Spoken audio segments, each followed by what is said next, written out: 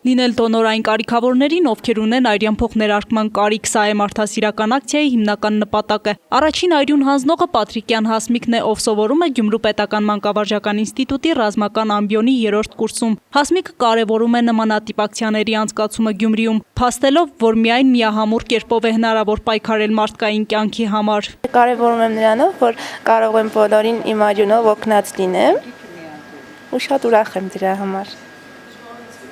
Չէ, ցավ չեմ զգացել, շատ նորմալ։ Այրուն հանձնող ուսանողները նախ եւ առաջ լաբորատորիայում անցնում են համապատասխան բուժզննություն։ Մասնագետները ստուգում են ուսանողների քաշը, այրյան տոկոսը եւ չափում ճնշումը։ Այնուհետև հավանական դոնորը լրացնում է համապատասխան հարցաթերթիկը։ Նախատեսված հարց պատասխանից հետո ուսանողներից շատերը մերժվեցին։ Մեր երեխաները մի քանի հատ լավ աղջիկ դուրս մնացին, որտեղ իրենց քաշը 50-51, մինչև 55-ներ, 55 պիտի լինի եւ բարձր կանանց մոտ եւ 65 եւ բարձր տղամարդկանց մոտ։ Հետո հարցազրույցից պարզվեց, որ որոշ մարդիկ հիվանդացել են դեղնախտով։ Որոշ մարդիկ հենց հիմա այս տվյալ պահին հիվանդ են, ունեն գրիպոզ վիճակ, թոքաբորբ։ Գյումրու այրունաբանական կենտրոնի աշխատակիցները եւս կարևորելով այրունատվության ակցիայի անցկացումը նկատեցին, որ հատկապես տարվա այս ժամանակահատվածում կենտրոնն ունի այրյան պակաս, իսկ դոնորների հետաքրքրվածությունը այդքան էլ մեծ չէ։ Մոտավորապես 70%-ը պահանջարկարյան դա երկրորդ խմբի ռեզուս տերական արյունն է, որի կարիքը շատ ունենք մենք։ Հիմնական պահանջը դրա է, իհարկե նաև առաջի տերական, երրորդ տերական եւ շատ ավելի քիչ ռեզուս բացասական արյուններն են։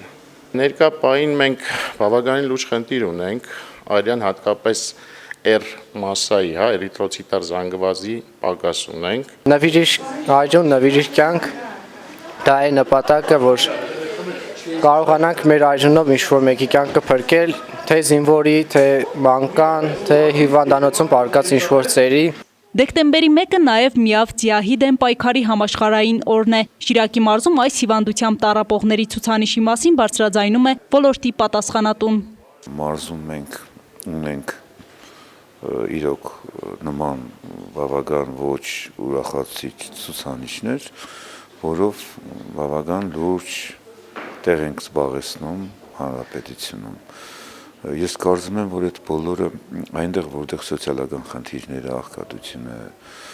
այն աստիճանն են, մենք ցավոք դրանով էլ ենք կարծես առաջի տեղը գտնում այս մարզերի մեջ, այդ հիվանդությունների մեծ մասը ես համարում եմ սոցիալական ծագում ունեցող հիվանդություններ, դա տուբերկուլյոզն է, դա միավ ձիավի հետ կապված խնդիրներն են։ Վերադառնալով այրունատվության խնդրին նշենք, որ այրուն անհրաժեշտ է հատկապես վթարից տուժածներին, վիրահատվածներին, այրան քաղցկեղով հիվանդներին, փոքրիկներին եւ մի շարք այլ կարիքավորներին։ Մասնագետների վստահեցմամբ պարբերաբար այրուն հանձնելը առողջարար է։ Լիլիթ Հովհաննիսյան, Արթուր Մարգարյան, այսօր։